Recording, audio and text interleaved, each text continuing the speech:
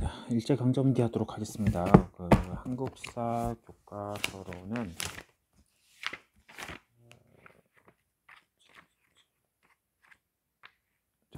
166쪽이에요. 166쪽 내용부터 하도록 할게요. 우리나라가 이제 일본에게 한일 강제 병합을 당하고 나서 그 뒤에 이야기를 진행을 하도록 할게요.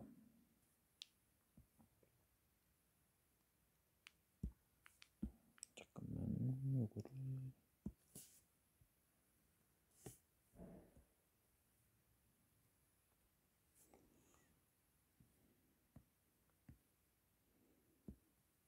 자, 1910년대 그리고 1920년대에 대해서 하도록 합니다. 1910년대는 일본이 우리를 무단 통치를 진행을 했던 시대이고 20년대는 문화 통치가 이루어진 시기입니다. 자, 이 시대를 좀 보도록 할게요. 먼저 정치사 이야기입니다. 1910년대 일본은 우리나라의 조선총독부라는 기구를 설치를 하고, 조선총독부니까 총독이 있었겠지. 총독을 파견을 했어요. 근데 이 조선총독부의 총독은 군인 출신들입니다. 문관이나 뭐 다른 직종이 아니고 다 군인 출신들만 총독으로 파견이 되었습니다. 그럼 우리나라를 통치하는 방식도 완전 군대식으로 통치를 했겠죠. 다음에 중추원을 만들어요. 우리 독립협회 할 때 중추원 나왔었죠. 근데 여기 또 나오네요, 중추원이. 근데 그때의 중추원하고는 좀 다릅니다. 독립협회의 중추원하고는. 조선 총독의 자문기구, 조선인들을 데려다가, 한국인들을 데려다가 총독이 이렇게 뭐 의견 물어보는 자문기구로 운영을 하는데, 거기다가 독립운동가들을 데려다 놓진 않겠지. 다 친일파들을 갖다가 앉혀놓고 그들에게 의견을 구하는 방식, 그마저도 3.1운동 이전까지는 한 번도 소집이 안 됐답니다. 그마저도. 그러니까 명목상으로는 우린 조선인들의 의견도 들으면서 통치를 할 거야 하고는 실질적으로는 뭐 그게 이루어지지 않은 거죠. 다음에 헌병경찰. 헌병이라는 거는 군인들의 경찰이거든. 군인들이 잘못을 하면은 지금도 일반 경찰이 아니라 헌병대에 이렇게 인계가 되게 되는데, 그 헌병경찰이 민간인을 상대로 이렇게 경찰 활동을 했습니다. 헌병들이.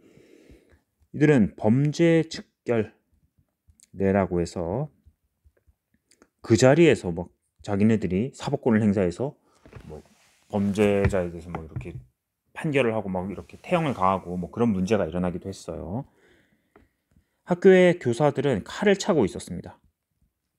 수업에 들어오는데 선생님들이 칼을 차고 수업에 임하기도 했었고, 조선인들에 대해서는 조선 태형령을 실시를 해요. 조선인들은 때리는 거죠. 때려서 말을 듣게 만든다. 또 기본권이 제한당합니다. 저번에 얘기를 했어요. 언론, 출판, 집회, 뭐 이런 거는 다 그 국민의 기본권으로서 할 수 있는 건데, 이걸 다 못하게 막아버립니다. 조선인들의 신문도 못 만들고 책도 마음대로 못 펴내고 집회 같은 거 모여서 집회하는 것도 막아버리죠. 그리고 이때 1차 조선 교육령이 발표가 되었어요.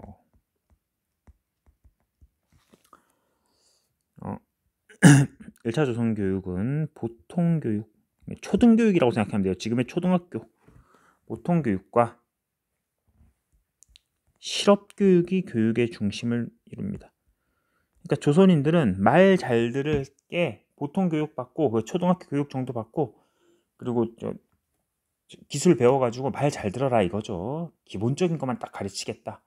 고급적인 그 고등교육은 너네 받지 마라. 이런 방식입니다.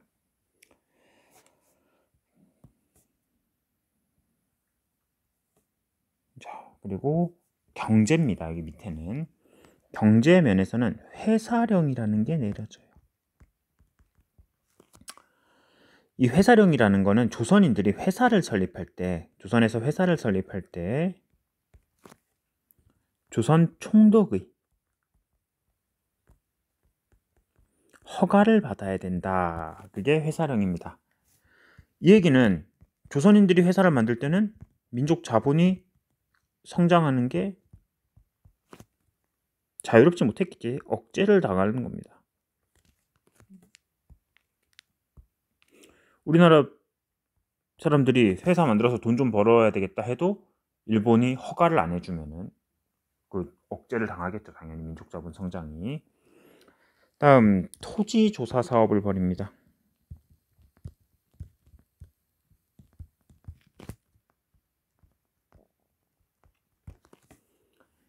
이거는 우리나라의 토지를 수탈하기 위한 목적이에요.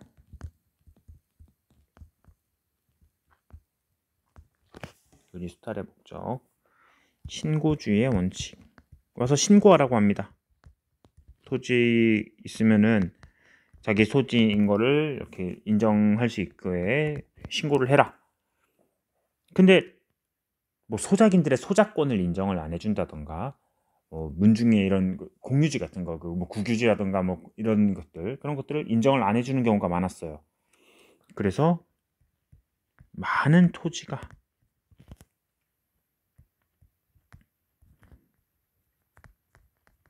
동양척식 주식회사로 넘어갑니다. 저번에 얘기했죠. 이 동양척식 주식회사로 넘어갔다는 얘기는 그 일본인들에게 다시 또 싼 값에, 헐값에 넘어갔다는 얘기가 되겠죠. 자, 토지 조사 사업의 결과 지주제가 강화되고, 특히 이 토지 조사 사업에서 세습적으로 소작인들이 세습적으로 이렇게 소작하는 권한이 있었거든. 할아버지가 세습적 거기서 소작을 했으면은 그 아들이, 또 그 아들이 이렇게 내려오면서 계속 그 땅을 소작하는 그런 권리가 있었는데, 그런 걸 하나도 인정을 안 해줘요. 그냥 소작인들이 매해 지주랑 매해 이렇게 새로 계약을 하는 방식으로 바뀝니다. 그로 인해서 지주가 완전 갑이 되는 거죠. 세습을 할 수 있는 거. 소작권을 세습을 안 해주니까 지주는 이제 슈퍼 갑이 되고, 매해 그 재계약을 해야 되니까 소작인들이 지주한테 엄청나게 이렇게 폭력을 당하게 되는 문제가 발생하게 됩니다. 지주제가 강화되고 농민의 지위가 약화되었습니다.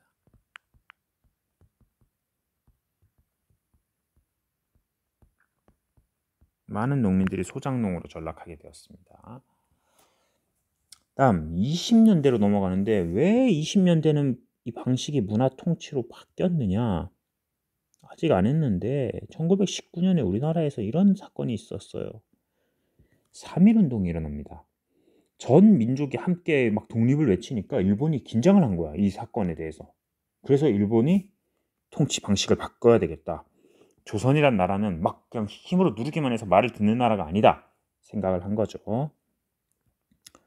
20년대 조선 총독을 문관에 임명이 가능하도록, 그동안은 군인만 왔었잖아, 얘기를 했어요. 하지만 해방될 때까지 문관이 온 적은 없습니다. 다음 경찰 제도를 보통 경찰로 바꿔요. 지금 우리가 보는 경찰, 일반 경찰로 바꿉니다. 그런데 경찰의 수는 늘어났습니다. 거기다가 이때 치안유지법이라는 법을 발표해서 많은 독립운동가들을 또 잡아갑니다. 지금 보면은 그렇죠. 그 폭력으로 누르던 거를 폭력 안 할게, 이제 좀 풀어줄게 하고선 오히려 뒤에서는 더 강화시키고 뭐 그런 일들이 막 일어납니다. 언론 출판 자유,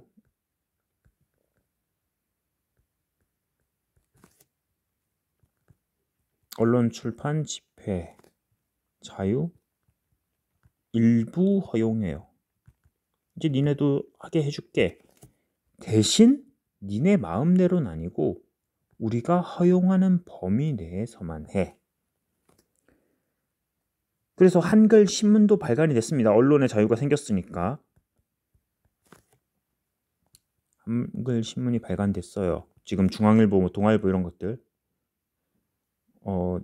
아닙니다. 동아일보랑 조선일보. 자, 그런데 오히려 검열을 강화하죠. 그래서 신문을 마음대로 막 찍어내지 못하게. 2차 조선 교육령을 발표를 했습니다.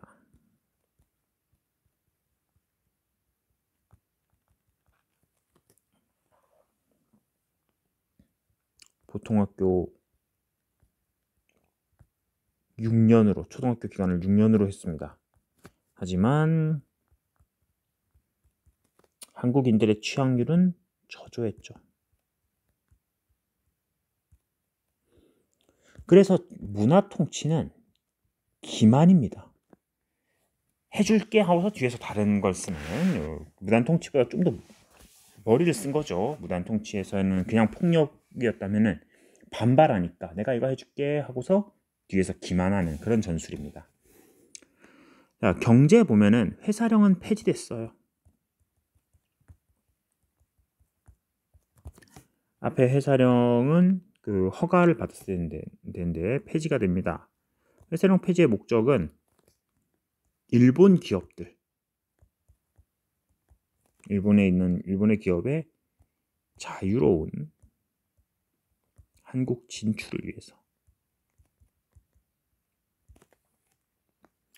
그래서 그 내용을 보면은 허가제에서 이제는 신고제로 바뀌었어요. 얘기만 하면 돼. 내가 이렇게 할 거야. 얘기만 하면 됩니다. 다음에 산미 증식 계획.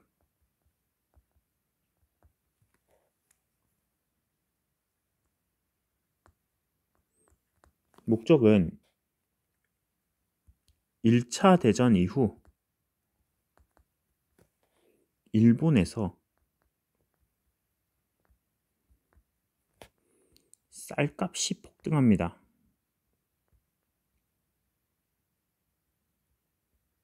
쌀이 이제 공장 짓고 이러면서 쌀값이 막 올라가게 돼요. 그렇게 되자 그 부족한 쌀을 한국에서 확보하려고 하는 거야.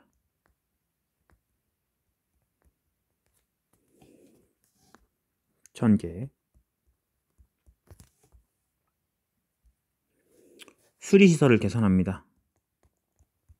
뭐 저수지 같은 거 좀 지어주고, 그리고 품종도 개량해요. 우리나라 쌀의 품종 개량.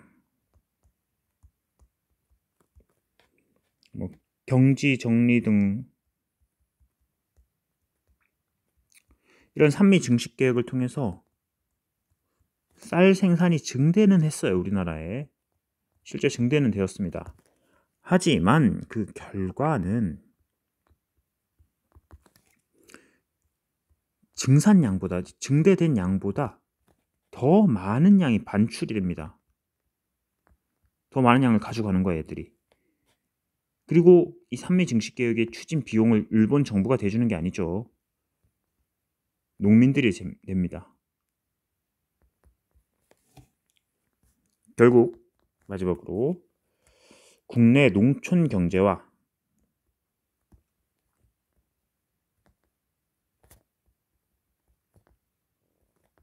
국내 농촌의 경제와 식량 사정이 악화되었다.